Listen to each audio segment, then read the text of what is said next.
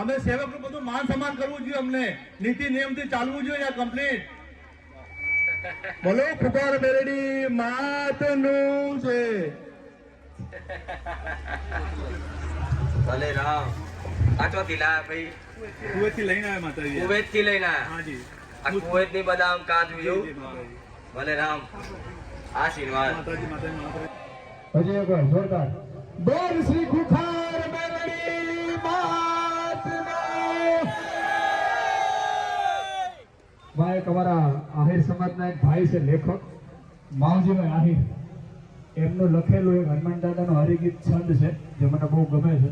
મારો એવો ભાવ છે કે તમે રામ નામનું રટણ એવું લગાડી દીધું છે અત્યારે ગુજરાત નહીં પણ ભારતમાં ખૂણે ખૂણે રામ નામનું રટણ થાય છે.